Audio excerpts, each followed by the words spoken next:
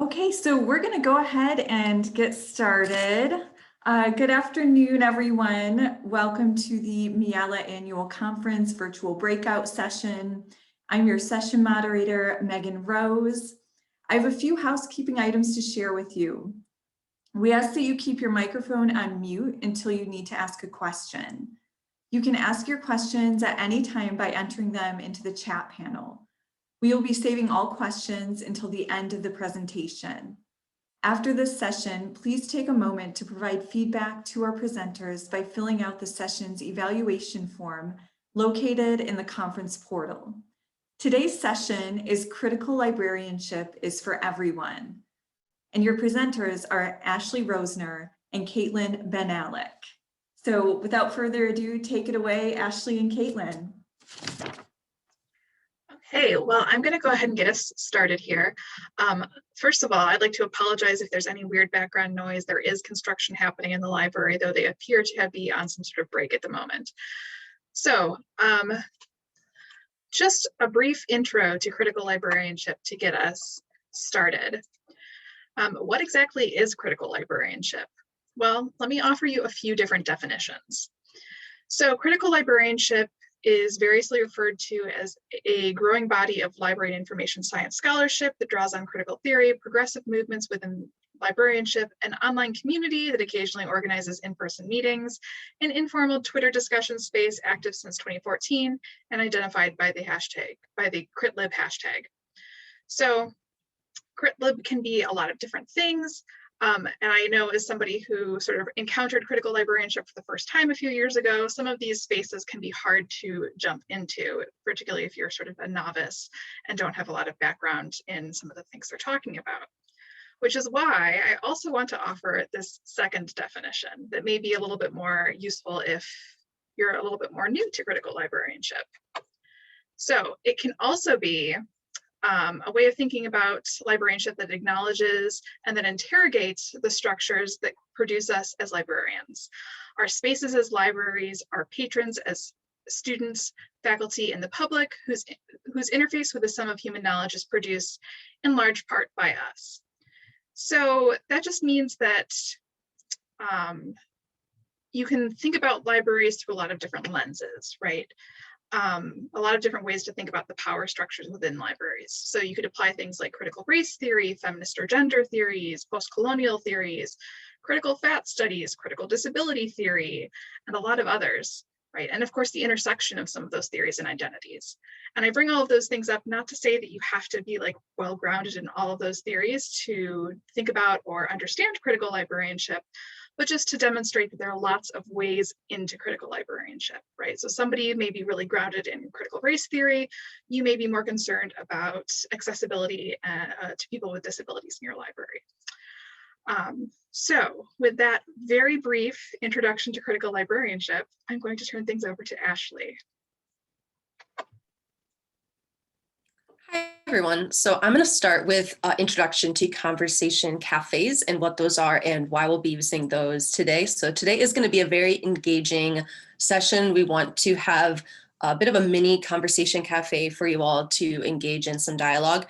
And so first, to describe conversation cafes, they are open hosted conversations in a cafe, conference, etc. They're anywhere people gather to make sense of our world. At a conversation cafe, there's nothing to join, no homework, no agenda, just a simple process that helps us shift from small talk to big talk, conversations that matter. And I will be sharing a link to a Google Doc that outlines some of the pieces of a conversation cafe, and that'll help to frame the dialogue that we engage in. And so the conversation cafe model has a selection of agreements, and they are open-mindedness, listen to and respect all points of view, acceptance, suspend judgment as best you can, curiosity, seek to understand rather than persuade, discovery, question assumptions, look for new insights, sincerity, speak from your heart and personal experience, brevity, go for honesty and depth, but don't go on and on. And today's topic is going to be, what does critical librarianship mean to you in the context of your role and work in the library? And so I'll just go to the next slide, which shares the agenda. And then also in the chat, I'm going to post a link to this tiny URL, which will have the agenda and then also those agreements that I just said, as well as some prompts for dialogue if there's a lull in the conversation, etc. There's some questions to go deeper on this document. And so the agenda today is, this is how the Conversation Cafe is going to be structured. So there's a round one, and we may put you in a breakout room depending on the number of people here, or we'll just stay in this session and ask you to engage in the discussion. And so you'll use the raise hand icon or just speak briefly to the topic, answer the question that we had, and there's no feedback or response during this first round. Then there's round two, and this, again, everyone has a chance to speak, and at this point you can deepen upon your comments or speak to what has meaning now based on maybe what you've heard. Then the third piece is the dialogue, and this is open conversation with everyone. And again, we can use the raise hand icon.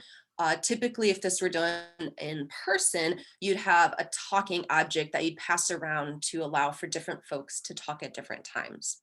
And then there's the final round, and this allows you to reflect on dialogue and share any last thoughts. And then for today, we're going to have everyone come again to a large group report out to share one takeaway or insight. And so at this point, we are going to begin the Conversation Cafe. And so what we'll have you do, since we don't have a lot of people, we'll just go ahead and have the Conversation Cafe here, so we won't necessarily need a breakout room. And we'll have you go ahead, and I'll share that tiny URL again if you want to open that up so you have another opening to the agenda, as well as the Conversation Cafe agreements and some other prompts for dialogue.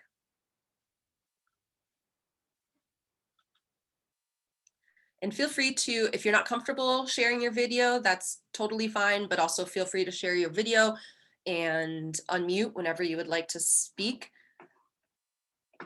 And again, the question that's kind of kicking off this Conversation Cafe is, what does critical librarianship mean to you in the context of your role and work in the library?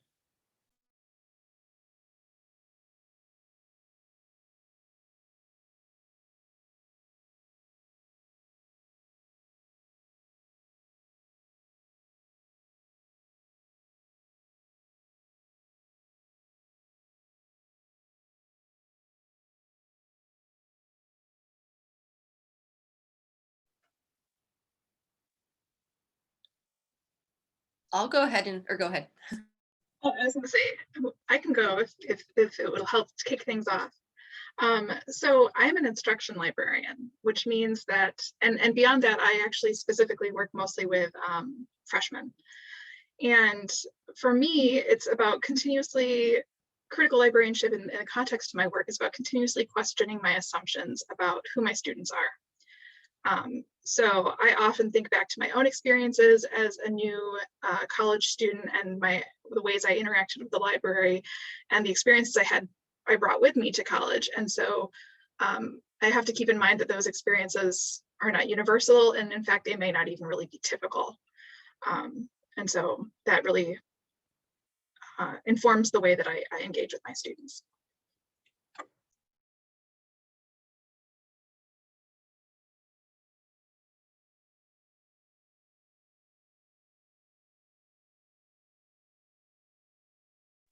Go ahead, John. I think of it as just challenging any assumptions that I bring to my work. And that could be in supporting students directly, or just in the way that I define what success looks like, or approaches to doing a project.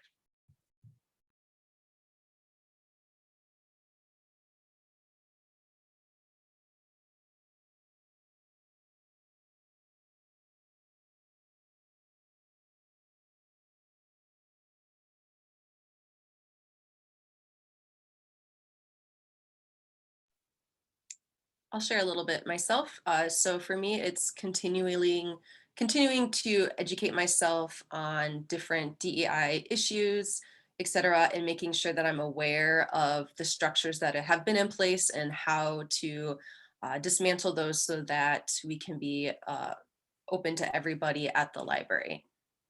Kathy. Yeah, my name is Kathy DeMay. We're doing a diversity audit of our collection right now. And so questioning our assumptions for collection development and the principles that we've used up till now. I work at a faith-based institution, and we're very closely allied to a particular denomination, and that denomination has certain stances on things like human sexuality. So I don't want to go into a lot of detail here, but we feel like we need to collect on all sides of an issue. You know, even though the librarians are largely supportive of same-sex marriage, our denomination is not. So we're tempted to purchase books that only support our view, but you know, we have to find material that is from the progressive viewpoint, the more traditional, and neutral, if there is such a thing. So I've just been thinking about this in terms of collection development. And I don't know if this agrees with any definitions that have come up so far, but my introduction to critical librarianship was from Emily Drabinski, who spoke at I think at an MIALA conference in 2017. Was anyone there and heard her? It was really an amazing keynote. And that's when I first started thinking about these things. And she says, it's a mode of thinking about and working in libraries that challenges received understandings of what libraries should do and be. And it critiques core functions like selection, acquisition, organization of information resources. So it's mostly, you know, her definition that I've been working from, but I'm very eager to learn more. Thank you for sharing that, Kathy. Jen? So I'm a community college librarian, and I kind of am a jack of all trades type of librarian because I do a little bit of everything. And so for me, critical librarianship has been a really interesting field to look at because I'm very involved in a lot of equity committees, and I'm actually on MIALA's IDEA committee as well. And so involving equity issues in my role and making sure that we're reaching everyone, because we have such a diverse population of students of all ages and races and backgrounds and socioeconomic statuses. And it's a lot of their backgrounds are very different from my own. So I've really looked at educating myself on my blind spots, and I've actually started a book club on campus as well, where we talk about equity issues. So, and from the context of our roles in community colleges and higher education in general, which is really helpful.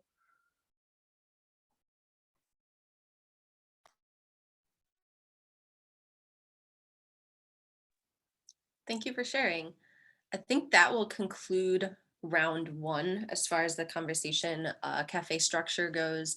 At this point, we can begin round two, which is very similar to round one, just allows for deepening comments and speaking based on, again, the question, what does critical librarianship mean to you in the context of your role and work in the library?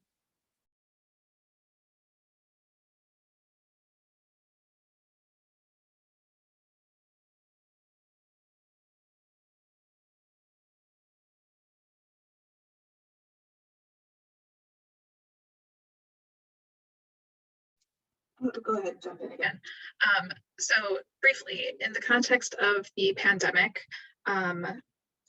actually backing up a little bit, we were going to be offering a course that we have been teaching here for decades in an online asynchronous format for the first time ever this year, even before the pandemic hit. But of course, it was really convenient in the context of the pandemic. And engaging with students only online in an asynchronous manner really started to highlight some of the inequities that our students experience for me, right? Those can be technological, just like access to technology. It can be that comfort level with technology, maybe based on what they've been exposed to in the past. And then because the course was asynchronous, it was also a time management issue for a lot of the students. So that's both like a cognitive thing, but it's also juggling your schedule thing, right? If you're working a couple of part-time jobs and you're going to school. I had one student who had a baby in the middle of the class this year. So I think it really made me stop and question, like, what is the most important thing for them in this class? Is it that they hit every deadline exactly on the nose? Or is it that they really learn the things that I want them to learn, and how can they demonstrate that to me? So that's sort of the big takeaway I had this year.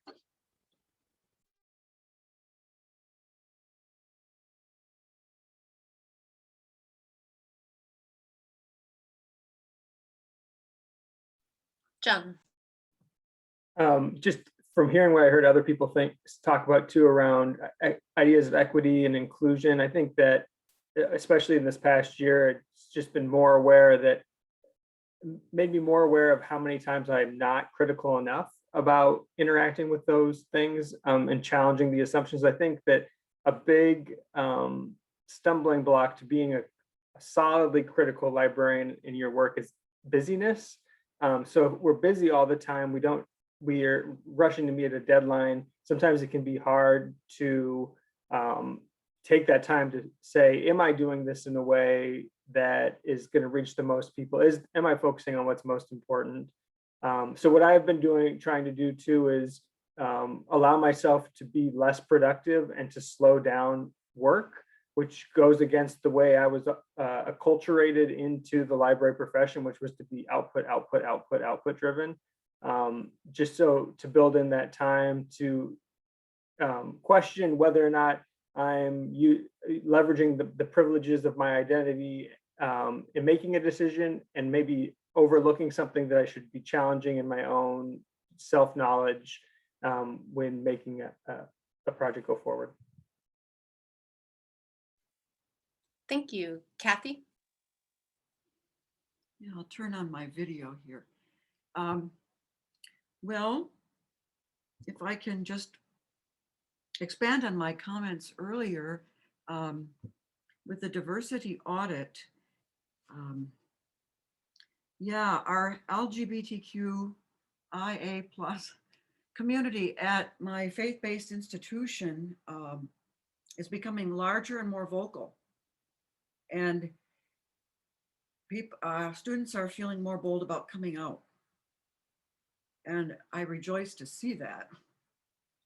But I think, it might be a good step at my university to hear from them about collection development. What are some perspectives that are not represented?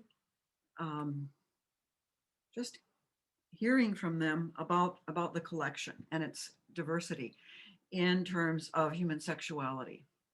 It's just such a fine line, because we also have a seminary, and the seminary's official position is same-sex marriage is not scriptural. So, it's just, we're going through it now. This is the year because a new statement came from our denomination. Well, anyway, I'll let somebody else talk, but it's just really, it's been kind of a painful struggle and hurting for these students. And anyway, next person. Thank you for sharing, Kathy. Yeah, I think there's just so much that could be discussed on this topic. Oh, and Jen. Oh yeah, I don't have a ton to add to what I had said before, but as we're looking to resume some ground-based classes and face-to-face. And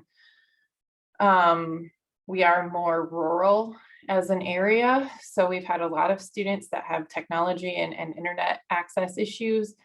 And we've been pretty vocal about that in terms of, students can't be accessing things via their phones, and in some cases, like even a hotspot isn't an issue because there's no cell reception where they live. So that's definitely been a real thing that we've been examining as well. But just trying to show our campus how the library can be involved in these conversations and how we can support these conversations as well has been pretty key to what we're doing, and something that I really feel strongly about, because that's just really core to what I feel that we can do and be.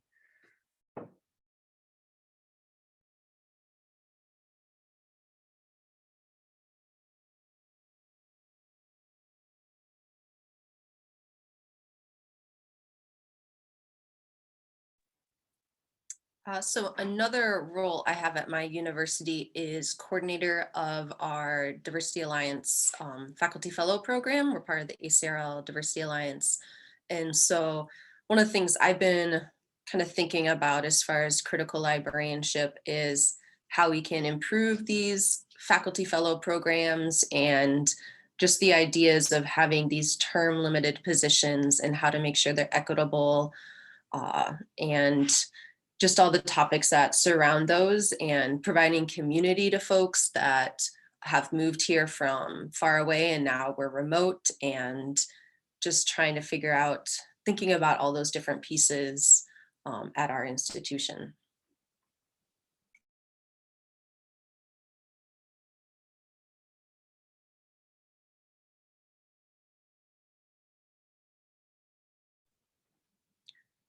At this point, I think we can go ahead and move forward to the dialogue piece. And this allows for us to kind of talk to each other and respond to anything that you've heard somebody else say. If you have a follow-up question or anything like that. So this is the part where we can have a little more dialogue amongst ourselves.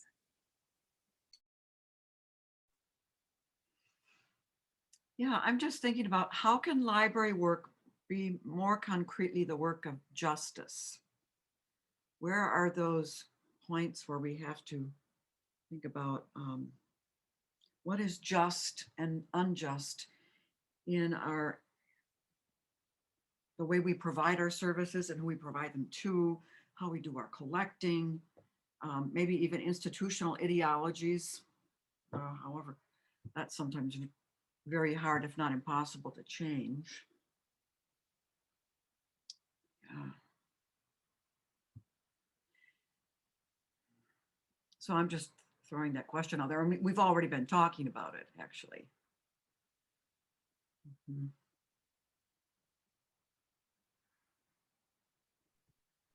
Kathy, I think it requires, taking, like I said earlier, taking that time and making that space in our workflows to critically engage with whether or not is our current practice just, and if we're not being supportive of justice, how can we change that?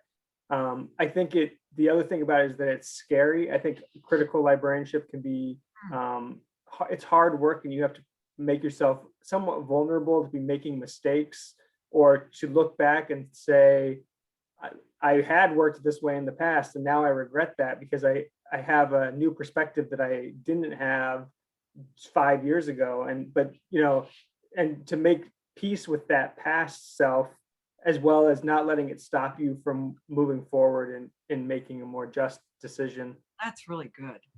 Yeah. And we can't do it all. We might have a real passion for certain areas and think, okay, I have to narrow down my focus here because I can't do everything. Yeah. Yeah, something that makes me think of is every step or change that you make in the positive direction and thinking more critically is like good. So it's trying to think every step that you can make, and as you move forward, it's just continuing that process.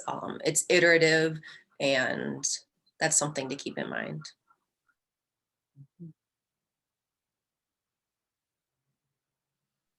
I struggle with not getting frozen with the giganticness of all the issues that I mean, I think that's what you were saying too, Kathy. I can't do everything, I can't solve everything. This is going to be a long-term process. So I always just try to have one thing I'm doing, and just chip away as much as one person can. Yeah, and sometimes you find on your staff that, so I'm passionate about LGBTQ rights and how that works out on my campus and in collection development. Their voice is heard, but there are others on staff who don't share my views on that sensitive subject and might see me as a rabble rouser. I guess that's okay, but I'm just about ready to retire anyway. Oh. That's the best time to rouse some rabble, I think.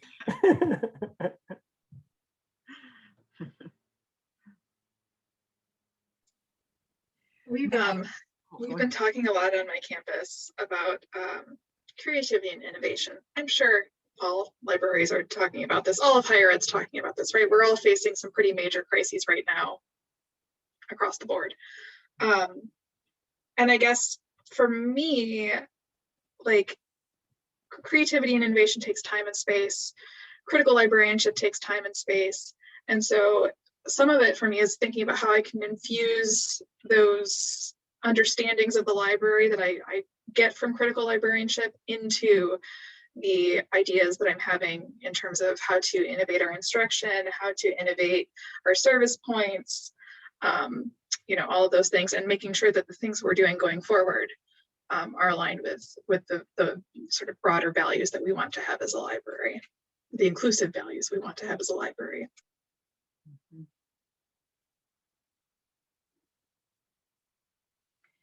Has anyone heard of Emily Drabinski? Is that name?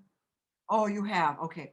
Because I know she has a website and I could put the link in the chat. I just wonder if that would be helpful to people.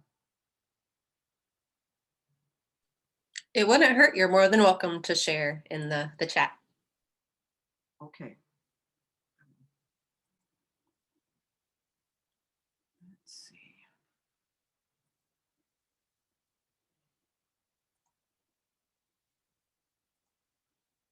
This is what I have.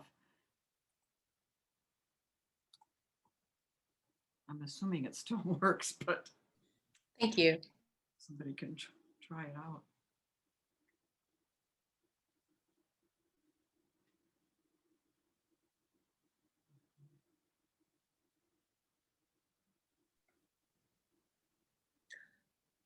I think at this time we can move to the final round piece.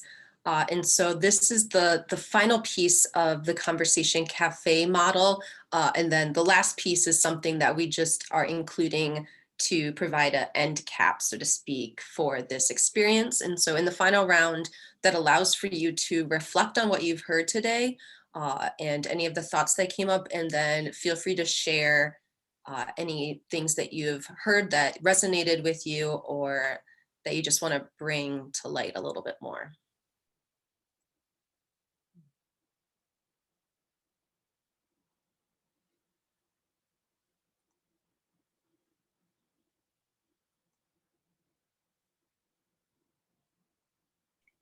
I'll share one thing that I heard as a takeaway, and that is the importance of both taking space to be reflective on the different issues of IDA and so forth in your role, and then moving forward with that and trying to focus on one thing that you can do at a time and just continue to work at it as you go.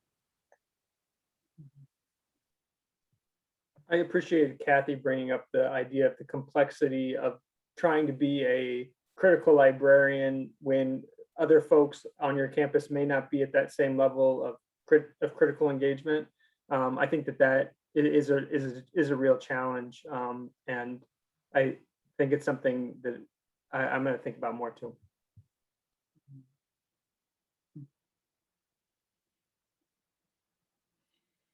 Yeah, it will be interesting to find out how our big diversity audit of the collection will be received. One of my colleagues who's also at this conference, she's the chief creator of that. She's the one who's mainly in charge, our collection development librarian.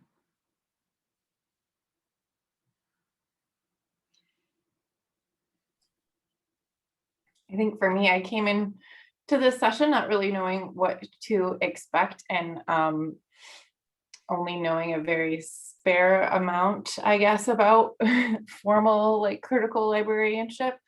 But based on what everyone has been saying and different things, I think that I've always had it compartmentalized in my head as like this just one particular aspect of librarianship, when really it like infuses all aspects and like everything we do. And that has really kind of helped me broaden my horizons, as it were. Mm-hmm. Yeah, I agree with you.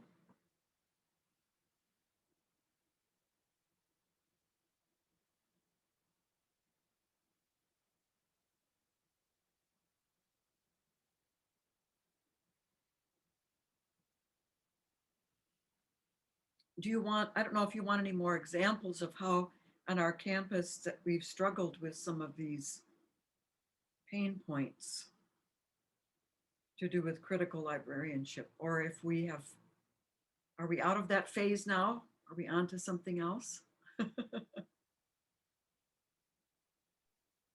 I think technically we're out of that phase, Yeah. but we could potentially revisit that because I think at this point, if there are if there are not any more final round kind of takeaways, we're really switching over into kind of the last large group report out. And so, Caitlin, if you want to switch to the next slide, I think we can be flexible in this piece. So you can share an insight maybe that you've gained about the Conversation Cafe model or critical librarianship. And then if there are any other pieces that folks want to bring to this group here, we can allow for that too at this time.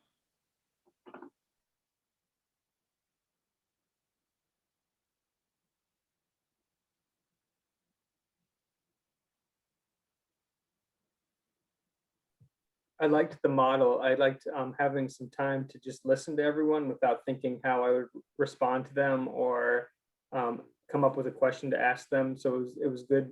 I appreciated having that space to just to listen.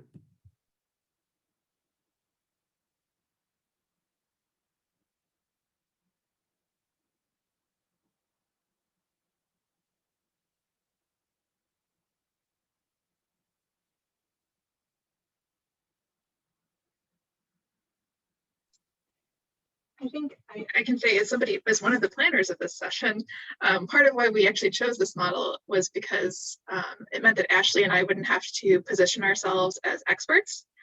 And so we really appreciated the sort of like flatter power structure of the Conversation Cafe. So that's something I've enjoyed. Yeah, actually the structure that you picked for your presentation fits with critical librarianship, doesn't it? Yeah, it's a reflection of your content. I really, I didn't realize that this whole area was as multifaceted as it is. And I guess I'm a little surprised that not a larger group has joined the conversation. Does that reflect that there's not as much of an interest in this field? I think there were a lot of other really great sessions at the same time. I think one of them, even similar to what you were talking about, was about a diversity audit. I may have not got the title like exact, but I think it was something along those lines. So I think there's a lot of other good sessions at this same time. And we did originally attend for this to be in person. So I think that would have allowed for a little bit easier engagement in this conversation cafe model. But we were excited to try it in the virtual format.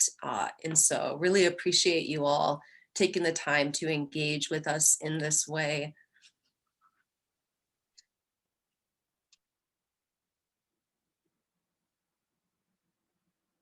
Yeah, I was gonna say, I don't know if we're winding down just yet, but I will take this opportunity to plug the fact that Ashley and I are currently the co-chairs of the Critical Librarianship Interest Group, which is actually a pretty large, sometimes vibrant interest group.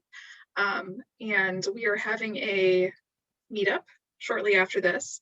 And you all are welcome to come if you have questions about the group, if you're interested in maybe getting involved in a bigger way, whether that's leadership or something like that. So thought I would mention that before we ran right out of time.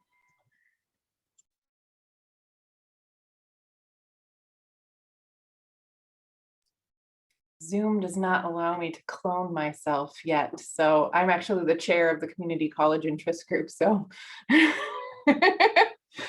normally it would be like, let me start by this table and then I'll go over to this table. But I appreciate that. I don't know that I'm in CritLib yet, so I'll have to look into joining. I keep meaning to and I keep forgetting. So thank you for reminding me. Yeah, other fields of study have definitely have gone, have fields of the critical theory. And I think critical librarianship is relatively new. Maybe I'm wrong. Is it or not? I think you're right. I think it's relatively new. Yeah. I think it doesn't go back more than maybe a couple of decades.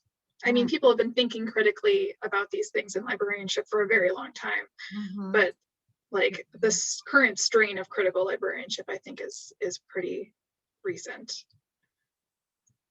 Yeah, and I think it allows us to, in a sense, compete with our colleagues who are subject specialists in other areas that we have these concerns too, and a body of literature to support it. And issues that we're engaging just as they are.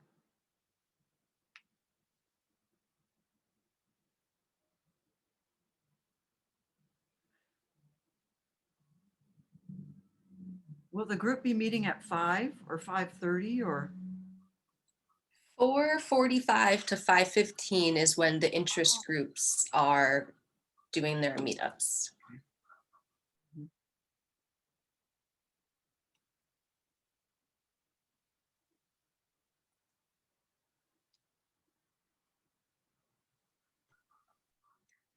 Yeah, are there any final questions or thoughts? Otherwise, we can let you all prepare for doing any of the meetups that you'd like to meet with.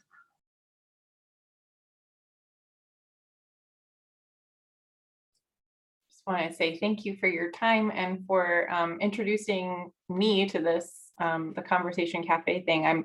I hope that maybe you can do it again when we can be in person, because I agree with you that, kind of playing off of that in-person energy I'd be really interested to see how this would work for an in-person session, but I think it went okay on Zoom too. Thanks. Yeah, I would recommend you go to, we have the website on this slide, conversationcafe.org. They have a lot of good information and materials there. I borrowed from a couple of their materials for that Google Doc that I created and put some links there. So yeah, if you want to look into it more or ever want to try it for yourself, there's a lot of good supporting materials out there about the method and model.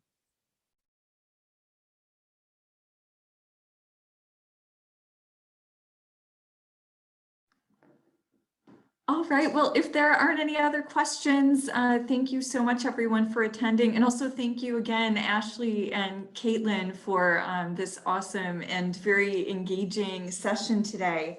Just a reminder to take a moment to provide feedback to our wonderful presenters by filling out the sessions evaluation form located in the conference portal. But that's it. Thank you, everyone, and have a great evening.